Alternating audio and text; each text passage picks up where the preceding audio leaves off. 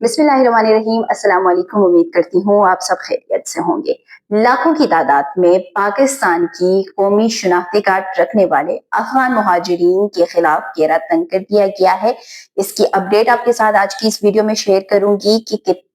कौन से इलाके ऐसे थे जहां पर ये अफगान मुहाजिरीन मुकीम थे और उन इलाकों में अब उनके खिलाफ क्रैकडाउन जो है उसका बाज़ाब्ता तौर पर आगाज कर दिया गया है।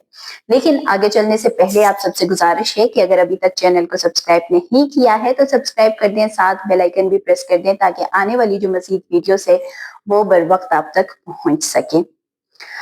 2-3 दिन तकरीबन मेरे ख्याल से मैं अफगान मुहाजिरीन से रिलेटेड कोई भी खबर लेके आपके सामने हाजिर नहीं हो सकी थी। कुछ मसरूफियात ऐसी हो गई थी और शाम वाली वीडियो भी तकरीबन मैं कुछ दिनों से बिल्कुल नहीं कर पा रही हूँ। लेकिन आज की इस वीडियो में कोशिश ये करूंगी कि जो अफगान मुहाजिरीन जिन्होंने पाकिस्तान की शनाख्ती कार्ड बना के रखा हुआ था और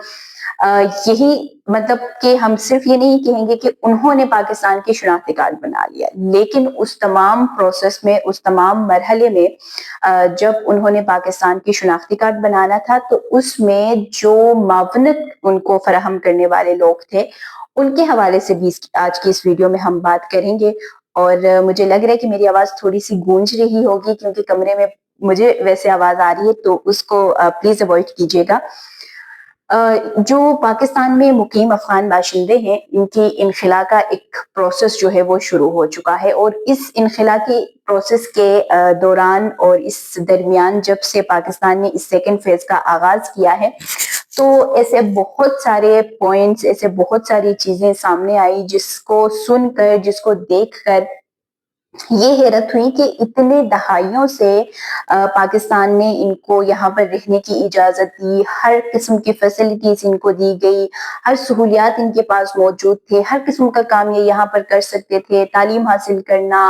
जॉब करना, सारी चीजें, प्रॉपर्टीज बनाना, यहाँ पे इवन दो के कारोबार करना और बहुत सारे ऐसी जगह हैं जहां पर अफगान मुहाजिरीन ही आपको नजर आते हैं। लेकिन उस तमाम के बावजूद इलीगल तौर पर किसी मुल्क का जो कौमी शनाख्ती कार्ड है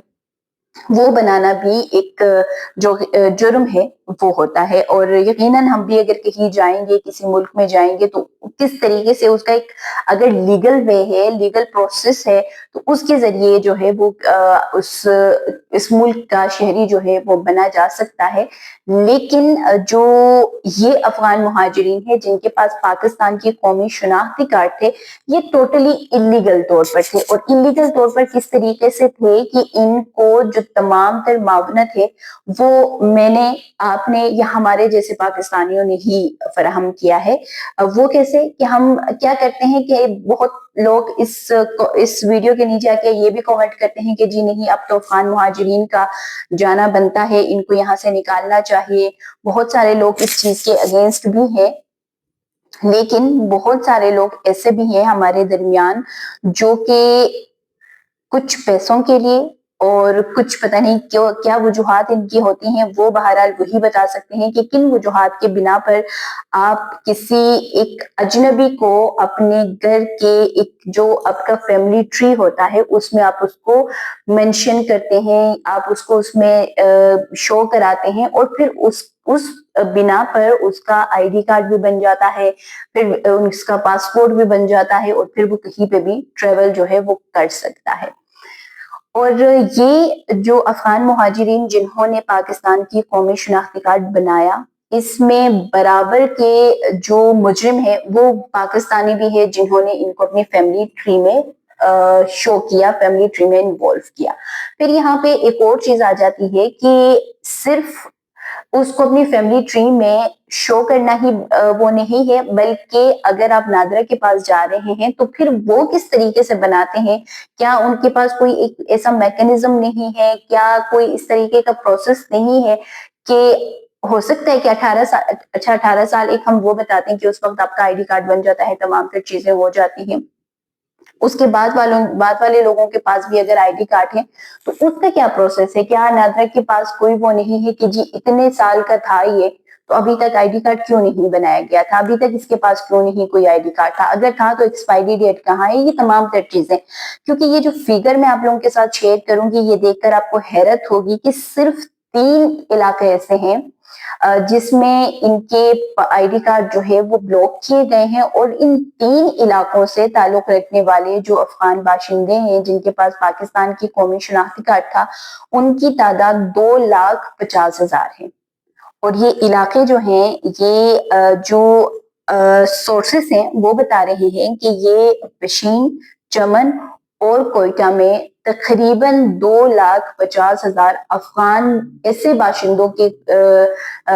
شناختی کارڈ جو ہے وہ بلاک کیے گئے ہیں, جن کو وہاں کے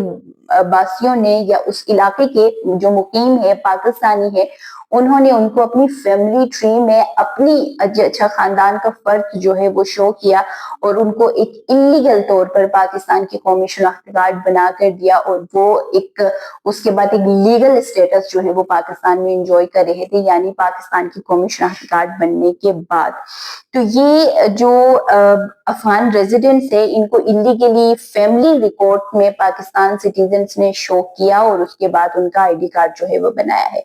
یہ اب نادرا کی جانب سے ایک اچھا اقدام ہے کہ ان تمام افغان باشندوں کے جو CNIC ہیں ان کو بلاک کر دیا گیا ہے.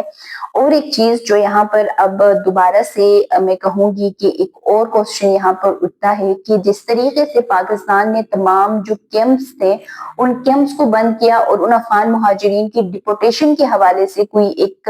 لاہ عمل جو ہے وہ نہیں بنا سکے تھے, تو اب سیم یہی پہ ہے کہ اب آپ کے پاس ایک میپنگ ہے, نادرا کے پاس ایک ریکارڈ ہے کہ یہ 2,50,000 افغان باشندے پشین, چمن, کوئٹہ میں ہیں, اور ان کے ہم نے آئی ڈی کارڈ بلاک کر دیے. تو پھر آپ نے میپنگ کی, ٹریسنگ کی, تو اسی وقت میں ان کو ڈپورٹ کیوں نہیں کیا جاتا ہے؟ لائک کہ ہمارے پاس ایک دم سے ایک ہیوج نمبر آئے گا کہ ایک دن کے اندر پاکستان نے ریکارڈ قائم کر دیا کہ 2,50,000 افغان مہاجرین کو ڈپورٹ کر دیا. لیکن یہ صرف میں ابھی ایسے بتا رہی ہوں کہ ہو سکتا ہے, ممکن ہے کہ ہم یہ سنیں, لیکن یہ ہے کہ ہم یہ نہیں سن پا رہے ہیں. جس طریقے سے کیمپس بند ہوئے اور ان کیمپس میں لاکھوں کی تعداد میں مہاجرین تھے, اب وہ افغان مہاجرین ان کیمپس سے نکل کے کہاں گئے ہیں؟ جو رضاکارانہ طور پر جا رہے ہیں سو وہ جا رہے ہیں, لیکن بیچ میں جو 20 دن کا بھی گیپ آیا جب بارڈرز بند ہوئے, تو پھر وہ افغان مہاجرین کہاں گئے؟ اب دوبارہ سے ان کو کس طریقے سے میپنگ کے ذریعے ڈھونڈا جائے گا, یا ایک اور دوبارہ سے ایک پروسیس, دوبارہ سے ایک پالیسی بنائی جائے گی؟ تو جو گورنمنٹ سطح پہ, یعنی جو پالیسی میکنگ کے سطح پہ جو ایک لیک ہے وہ یہی ہے کہ آپ کو جب یہ تمام تر چیزیں پتہ ہے, معلوم ہے, تو پھر اسی وقت میں جب آپ ان کے آئی ڈی کارڈ بلاک کریں تو اس وقت میں ان کو ڈپورٹ کیوں نہیں کیا جاتا ہے؟ ساتھ ہی ان کو ڈپورٹ کیا جائے. اور ہاں,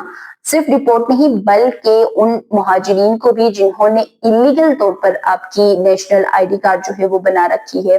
اور وہ لوگ جنہوں نے ان کو اپنی فیملی ٹری میں شو کیا ہے, دونوں کو ایک میں سمجھتی ہوں, میرے مطابق آپ لوگ بھی کامنٹ سیکشن میں بتا سکتے ہیں کہ میرے مطابق یہ ہے کہ ان کو ایک جو پراپر جو سزا ہے وہ بھی دینی چاہیے, تاکہ آئندہ آنے والی جو چیزیں ہیں وہ اس طرح سے نہ ہو سکی. کیونکہ اب بھی اگر ہم دیکھیں تو اب بھی بہت سارے لوگ ایسے ہیں کہ حکومت کے اعلانات کے باوجود ان کو کرائے پر گھر بھی دے رہے ہیں, یہ دکانوں پہ بھی کام کر رہے ہیں, ان کے کاروبار بھی سیم اٹ از جو ہے وہ چل رہے ہیں, کوئی چیزیں جو ہے وہ ہمیں بند ہوتے ہوئے یا ختم ہوتے ہوئے نظر نہیں آ رہی ہے. تو ایک پراپر اچھا آپ جو پالیسی بناتے ہیں نا, اس پر عمل درآمد ہونا انتہائی لازمی ہے, نہیں تو یہ تمام تر چیزیں جو ہے اسی طریقے سے سائڈ بائی سائڈ چلتی رہیں گی. جس طریقے سے اب مکان مالکان کے خلاف بہت سارے مقدمات درج ہو بھی رہے ہیں, لیکن دوسری سائڈ پہ پھر بھی ان کو گھر جو ہے وہ الاٹ کیے جاتے ہیں. جو ہوٹل مالکان ہیں وہ بھی ان کو ایک اسٹے جو ہے وہ فراہم کر رہے ہیں. تو یہ تمام تر چیزیں جو ہے وہ بھی بند ہونی چاہیے. اور اگر افغان باشندوں کو آپ یہ کہتے ہیں کہ وہ مجرم ہے کہ انہوں نے آئی ڈی کارڈ بنا کے رکھا ہے, تو پھر یہاں پہ آپ کو یہ بھی سوچنے کی ضرورت ہے کہ کس طریقے سے بنایا ہے. جو ان کو بنوا کے دینے والے بھی اس میں برابر کے مجرم تصور ہونے چاہیے۔ آپ اپنے علاقے کا بھی بتائیے گا کہ آپ کے علاقے میں اس وقت افغان مہاجرین کی کیا صورتحال ہے، کیا جا رہے ہیں، نہیں جا رہے ہیں، اور بالخصوص یہ جو پشین، چمن اور کوئٹہ ہے یہاں کی صورتحال سے بھی آگاہ کیجیے گا۔ آج کی ویڈیو میں اتنا ہی، مجھے دیجیے اجازت، اللہ حافظ۔